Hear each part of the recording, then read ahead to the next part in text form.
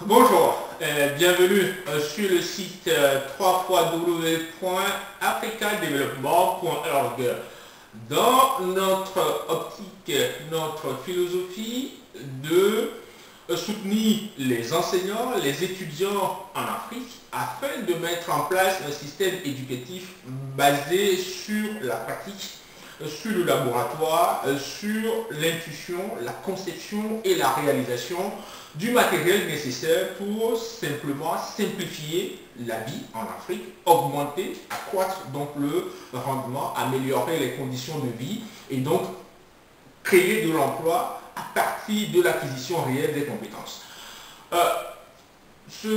Aujourd'hui, nous allons aborder un domaine très important dans l'industrie. Il s'agit de l'électromagnétisme. Nous avons vu le magnétisme, les aimants permanents.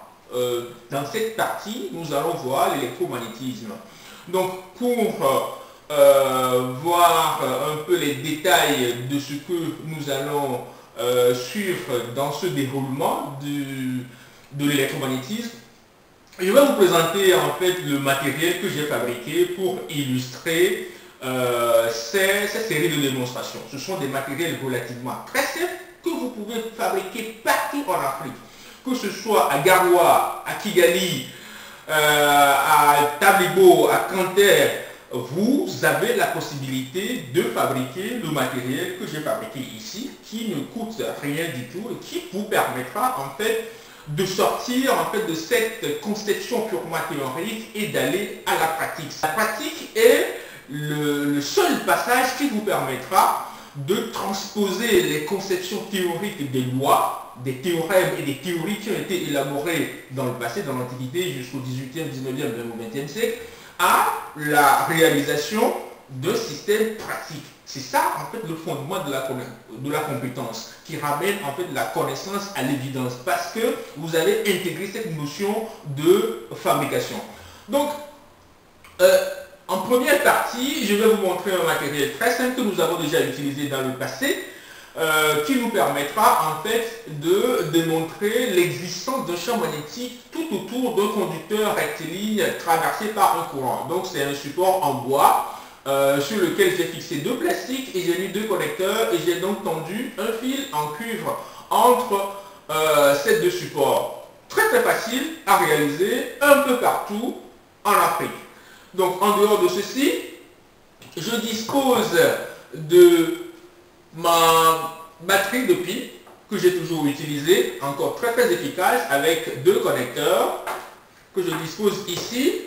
J'ai fabriqué également une spie avec un support. Donc j'ai un support en bois très simple à réaliser chez vous et j'ai fixé donc deux connecteurs. J'ai donc relié un fil de cuivre que j'ai façonné en fait ici, constituant une spie évidemment isolée et donc j'ai dénudé un tout petit peu en bas pour les fixer sur le connecteur. Donc j'ai une spie circulaire, très très facile à réaliser.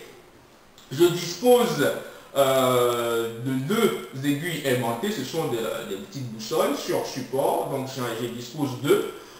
Une seule aiguille aimantée est largement suffisante, mais bon, pour que l'expérience soit assez explicite et assez significative, j'en dispose deux. Donc voilà l'aiguille, ok, qui est posée donc sur un support. Donc nous avons un conducteur rectiligne, nous avons une spie. Ici, j'ai fabriqué une bobine, une petite bobine, ce qu'on appelle couramment un solénoïde par abus de langage, je dirais, parce qu'un solénoïde, c'est un conducteur très très long, c'est une bobine très très très longue en fait par rapport à son diamètre. Donc j'ai fabriqué tout simplement un solénoïde que j'ai posé sur un support en bois fixé en deux. Donc j'ai une entrée de courant, une sortie du courant ici. Ceci également avec un rouleau de fil de cuivre isolé.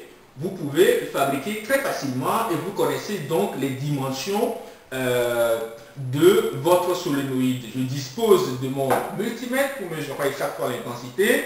Je dispose d'un noyau parce qu'on en aura besoin pour augmenter la perméabilité en fait dans mon solénoïde. Voilà ce que je dispose. L'ensemble est prêt pour la réalisation de ces différents laboratoires. Nous allons commencer d'abord par l'étude de la polarité. Je précise que la conception théorique, l'acceptation d'une formule théorique est une aberration. Nous ne devons pas, en Afrique, pour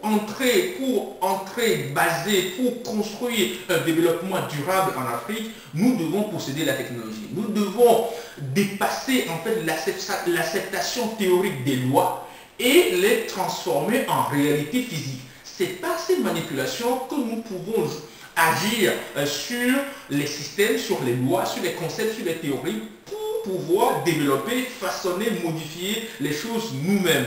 L'exploitation n'est pas un développement. Le développement fondamental, qui est le développement durable, est basé sur l'acquisition de la compétence réelle. L'acquisition de la compétence réelle ne peut se faire qu'à partir de la manipulation.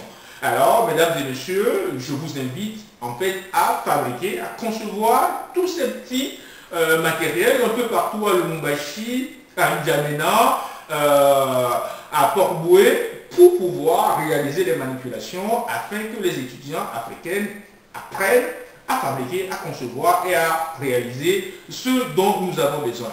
Je vous remercie.